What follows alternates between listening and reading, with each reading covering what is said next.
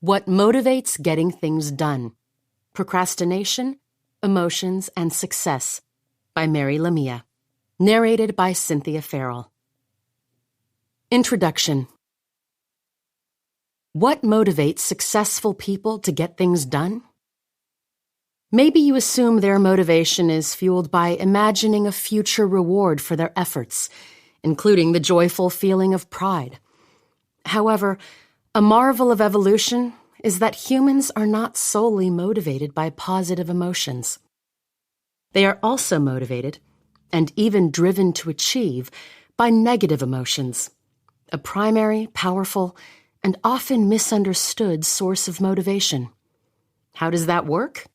Essentially, people are motivated to do something based on their desire to turn on positive emotions or to turn off negative emotions. It's just a fundamental principle about how we function emotionally. Labeling emotions as positive or negative has little to do with their value, but instead involves how they motivate us through the ways they make us feel. Negative emotions, such as distress, fear, anger, disgust, and shame, motivate us to do something to avoid experiencing them, or they urge us to behave in ways that will relieve their effects. There is no doubt that negative emotions, along with positive ones, significantly influence our lives by silently directing the decisions we make and motivating us to get things done. Moreover, how we learn from dealing with core emotions, to a great extent, makes us who we become. High achievers are motivated by their emotions to put effort into their work and never miss a deadline, although some may complete a task minutes before the cutoff point. In fact, while many successful people can't resist the urge to do things right away, countless others put things off until a deadline beckons them. The different timing of procrastinators and non-procrastinators to complete tasks has to do with when their emotions are activated and what activates them. Through exploring the emotional lives of people who are successful in their endeavors, both deadline-driven procrastinators and task-driven non-procrastinators alike, this book explains how the human motivational system works, why people respond to it differently, and how to use it to your advantage. In these pages, you will discover the impact of your emotional life on your style of doing, along with your way of being in the world. You'll understand why you should fear failure, the many ways in which anxiety is your friend, and how negative emotions can drive the pursuit of excellence.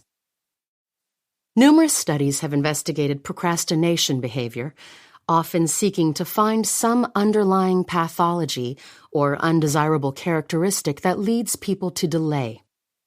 The possible causes of procrastination under investigation are wide-ranging, and a prevailing objective of these studies has to do with the search for successful interventions to reduce the frequency of procrastination in those who do it. As a result, educators, clinicians, college counselors, and authors of self-help books have attempted to turn procrastinators into people who complete tasks well in advance of a deadline. However, they have been ineffective in their mission. Estimates of procrastination among college students range from 70 to 95%, and obviously, they're not all failing. Perhaps the actual explanation for why many procrastinators don't change is they have no reason to alter their approach. It effectively works for them.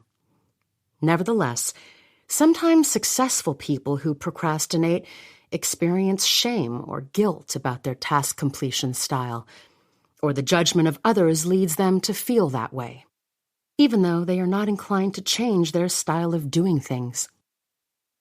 I could not write a book about the motivation to get things done without recognizing my readers will differ in what motivates their interest. Surely, some sections or chapters will captivate your interest more than others. The emotion of interest is one of the helpful innate tools that we have at our disposal to motivate task completion. Yet our experiences lead us to differ in terms of what activates it. Therefore, I have written the book so that, if you prefer, you can skip around to sections that greater engage your attention, or skip over sections that do not interest you. In some of the chapters, I am prominently wearing my professorial hat. In others, I use my voice as a clinician. And on occasion, I am simply being human. In any case, I hope to resonate with you emotionally. Some people are excited by theory or details, whereas others are not. Given those differences, you will find endnotes for most of the chapters that include research and speculations for readers who are inclined to seek further information. The first chapter provides an overview of what is covered in the book, including an evident example of a deadline-driven procrastinator, a task-driven non-procrastinator, and a couple in the midst of attempting to navigate their divergent styles of getting things done. Chapter 2 describes some of the unique characteristics of deadline-driven procrastinators and task-driven non-procrastinators.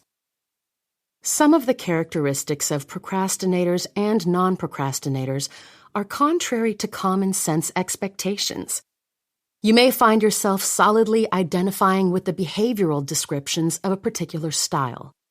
However, if you determine you do not have a dominant task completion style, much like being ambidextrous, you may want to consider the elements of each style that may work best for you.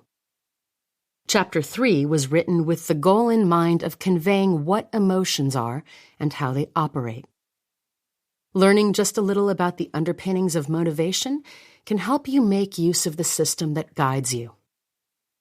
If you are interested in understanding why you become anxious around tasks to complete, you'll learn in Chapter 4 why anxiety can be a great friend, perhaps even a personal coach, when it comes to getting things done. If you are aware of fearing failure when something must get done, that information will be found in Chapter 5. There, you will discover why you should fear failure.